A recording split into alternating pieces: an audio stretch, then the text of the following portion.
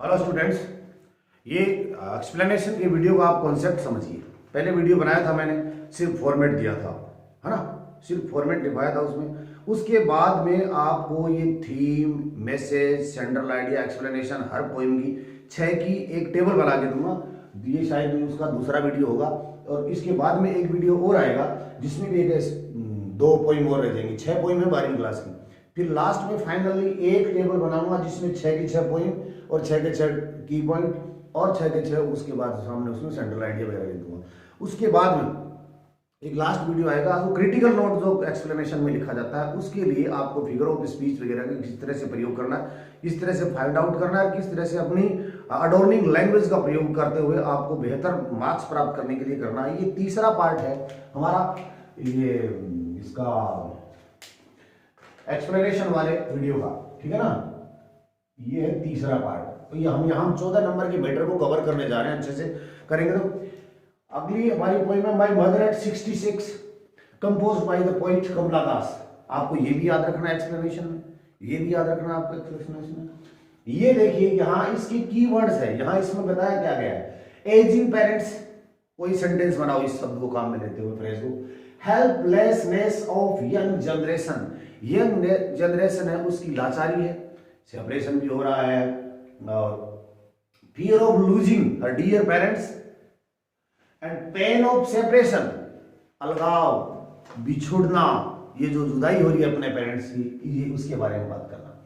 तो यहां पर आप अगर एक्सप्लेनेशन लिखते हो तो these lines have been taken from the poem so and so, composed by the poet का नाम लिखो। देन ये आपको कहीं लिखने नहीं है, पर ये चीज याद करने के लिए ये चीजें होनी चाहिए। इनको शामिल करते हुए आप कोई भी सेंटेंस बनाइए, किसी भी तरह की जरूरी नहीं मैंने जो बना रखे वही बनाए, पर आप बना दीजिए।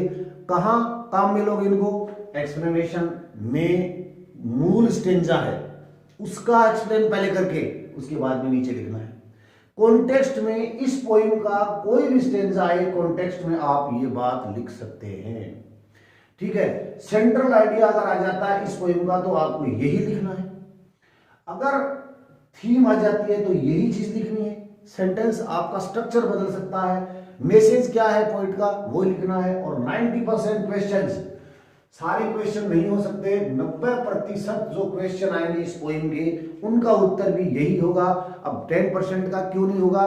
क्योंकि 10% में तो क्या होता है कि ऐसे पूछा जा सकता है कि वो वेयर शी वॉज गोइंग, वो कहाँ जा रही थी, एयरपोर्ट का नाम क्या था, उसकी माता जी को उसने कौन से एयरपोर्ट पे छोड़ा, जगह हो गया, समय हो गया, किसी का नाम हो गया, इस तरह की चीजों के लिए आप काम में नहीं ले सकते, बाकी लेंगे।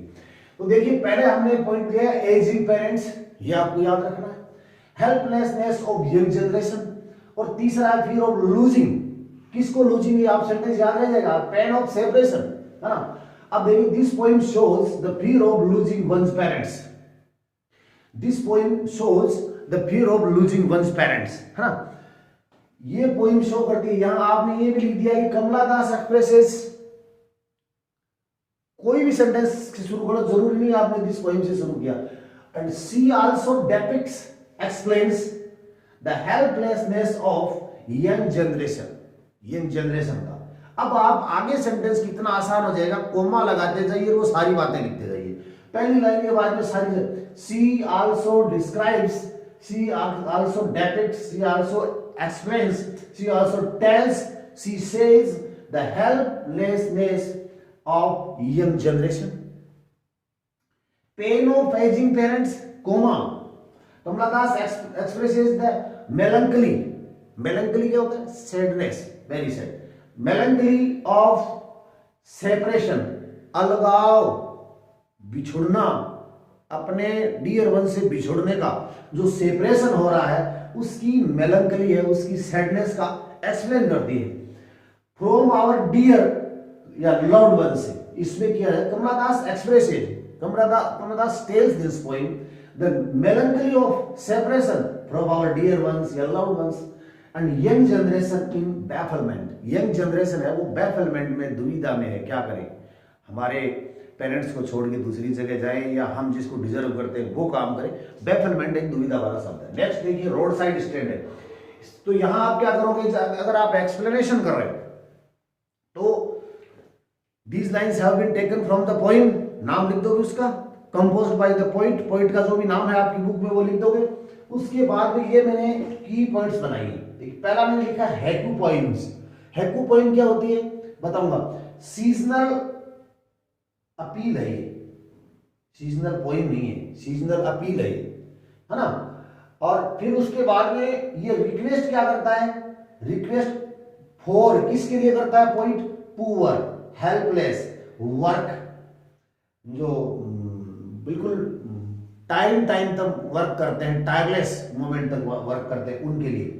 स्कोर्चिंग एनालिसिस करता है, दो ग्रुप डिवीजन हो गए उनका, एंड मैसिव डिवीजन, मैसिव होता है वेरी बिग, बहुत बड़े स्तर पे जो विभाजन हो गया है। और लास्ट में पॉइंट चाहता क्या है, एक तो हार्मनी चाहता है, social economic, social harmony and economical harmony, और वेलफेयर, वेलफेयर की उम्मीद करता है सरकार से, और हार्मनी की उम्मीद करता है किससे, समाज से। तो ये देखिए हैकू पोएम क्या होती है। हैकू एक जापानीज पोएम होती है, आजकल वो लगभग पॉपुलर चल रही है। इसके अंदर क्या होती है कि 3 लाइन में 17 सिलेबल होते हैं। सिलेबल आप अगर फोनेटिक्स आपने पढ़ा है तो आपके समझ में आ जाएगा ये चीज, कि इसके अंदर किसी नेचर वगैरह का या किसी बाहरी इलाके का वर्णन होता है, जिसमें 5, पहली लाइन में 5 सिलेबल, दूसरी में 7 और तीसरी में 5, 17 सिलेबल की 3 लाइन की पोएम होती है हैकू पोएम। आप लेकिन आप लिख सकते हैं इट्स हैकू पोएम, तो ये सही है। Seasonal appeal, it's a haiku poem composed by the poet, poet का नाम लिखो। पोएम शोज, पोएट का नाम लिख के बता सकते हो, टेल्स, शोज, या a seasonal appeal, here we found a seasonal appeal done by the poet, ऐसे भी कर सकते हो seasonal appeal। in this poem poet requests, in this poem poet, तो मेन चीज आपकी तो यही होगी ना, इसके अंदर poet रिक्वेस्ट कर रहा है, सीजनल अपील हो रही है और हैकू पोएम हो रही है। in this poem poet requests, किसके लिए कर रहा है, कोमा लगाते जाओ, for the poor, for the helpless, poor, helpless, who work tirelessly, बहुत कड़ी मेहनत करते हैं, yet, और फिर भी क्या है, their lives has no advancement, yet, उनके लिए करता है रिक्वेस्ट, किसके लिए करता है, पुअर के लिए करता है, हेल्पलेस लोगों के लिए करता है, वो लोग जो रूरल एरिया में रहते हैं, वो work tirelessly and yet their lives has no advancement. We see a scorching analysis, होती है स्कोर्चिंग, वैसे मोस्टली ये शब्द होता है कड़ी धूप के लिए, इसको शब्द में फ्रेज में पहले काम में आता है, लेकिन यहां एनालिसिस से पहले इसको एडजेक्टिव के रूप में काम में लिया है। एक विश्लेषण करता है, बहुत ही बड़ा विश्लेषण करता है, किसके बीच में है, division between rich and poor, rich और पुअर लोगों का एक डिवीजन हो चुका है, उसका एनालिसिस कर रहा है यहाँ पे, कि ये लोग इतने गरीब हैं, ये जो अर्बन लोग हैं वो इतने पैसे वाले। देखिए, this poem is a sad symbol of fading past, comma हो गया, हाँ कोमा है।